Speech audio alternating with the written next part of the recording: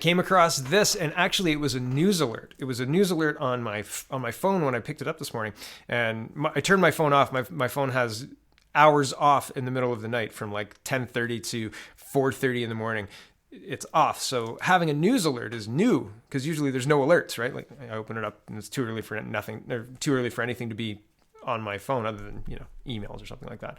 And it was talking about this Wexit making waves. And I thought, wow, I'm going to have to mention this. This is big, but at the same time, I don't know how big, right? I mean, there's certainly a lot of people, the same amount roughly, who voted for the People's Party Canada-wide. So this is big support in Alberta, in the West, and it's worth noting.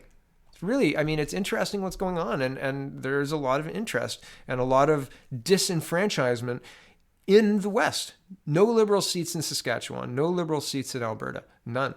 And so, I mean, it's not surprising, but how do you get representation in the federal government? And especially Alberta, who is funding Quebec, $13 billion in equalization payments, Quebec.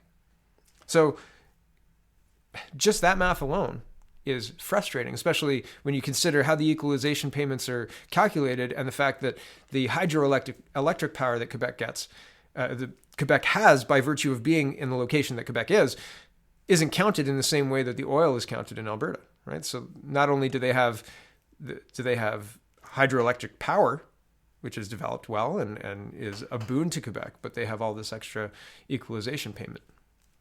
Lovely for Quebec, right? Here's CBC News. Wexit making waves. Hundreds rally for Western separation in Edmonton.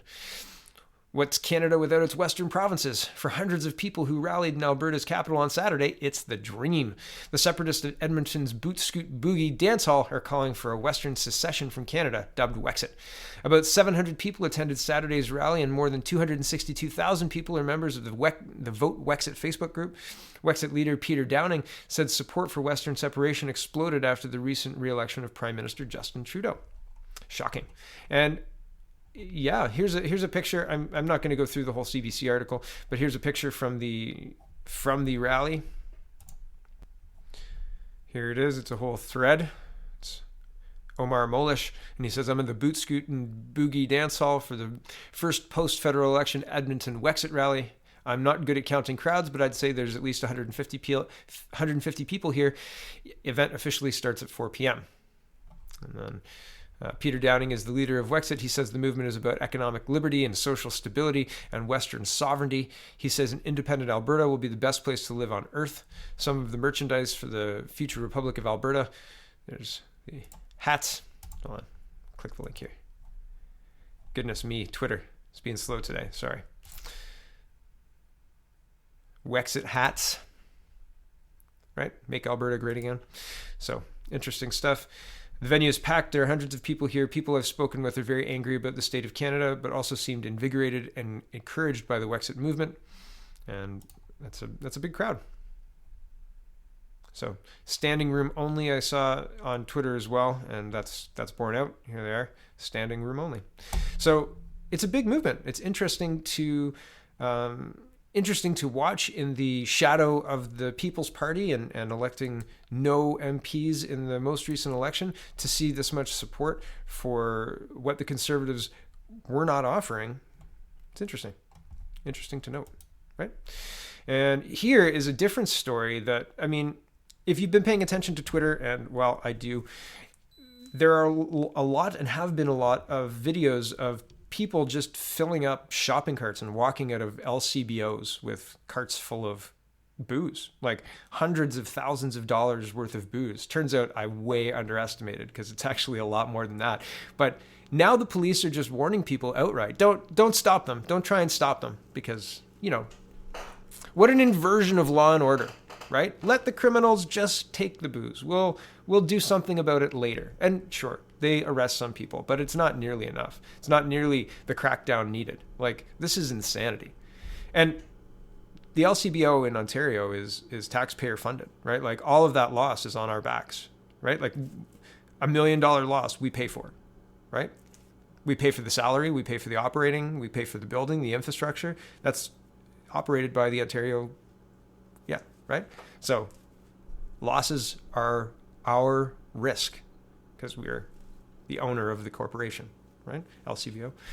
So Josh Crabb is saying Winnipeg police are addressing the issue of customers physically intervening in liquor mart thefts. As frustrating as it is, officers are warning people not to get involved. Police say you could be hurt and could be held liable criminally or civilly if someone else got hurt. So if you accidentally hurt the criminal who is stealing the booze, they could just sue you because, that's how things work.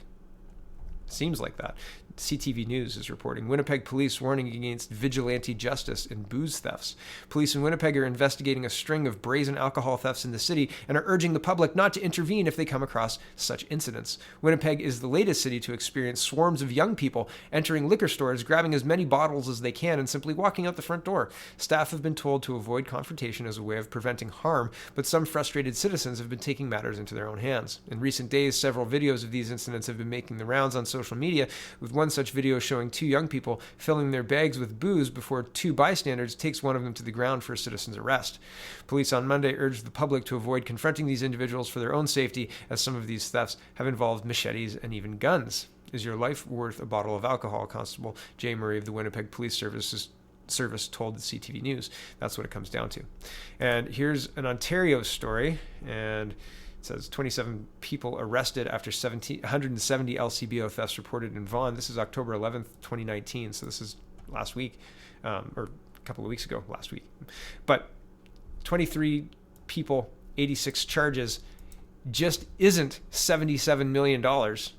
And here's CBC News, March 25th reporting, $77 million worth of booze stolen in 1 year. LCBO union demands Ontario copy Manitoba's crackdown. There's been a brazen amount of theft going on. Longtime LCBO employee. Yeah, and I mean, like I said, anybody watching on Twitter is aware of the they fill up carts and they just walk out. It's crazy, and people talk to them as they're walking out. They're ignored, and they just walk out. It's so counter to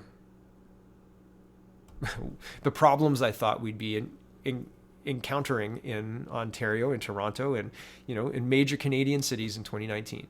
But nothing to see here. Ignore the rampant gun violence, ignore the shootings, ignore the alcohol just brazenly being stolen out of the LCBO. Ignore it all. Everything's fine. Canada's never been safer, everyone.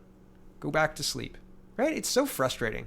It's so frustrating because it's not like it's even all that hidden. It's just impolite to talk about. So here you go. I talk about it and get frustrated about it, but I honestly don't see a path to fixing it. What are they going to do? Even if Alberta and Saskatchewan and Wexit is able to happen, and I mean, there have been First Nation chiefs and First Nation people saying you can't leave Canada because you'd have to go through us, blah, blah, blah. So I'm sure there would be legal challenges, but it looks to be legal. There looks to be a legal pathway to this actually happening, but would that fix anything? Would that solve the problem? I don't know. I don't know. It doesn't look like there's the will to solve the problem. It looks like there's will to just spin the wheels, turn the gas all the way to absolutely, put it to the floor, turn it all the way up, and spin the wheels. Just make a big mess, right? Either burn out the tires or destroy all the grass.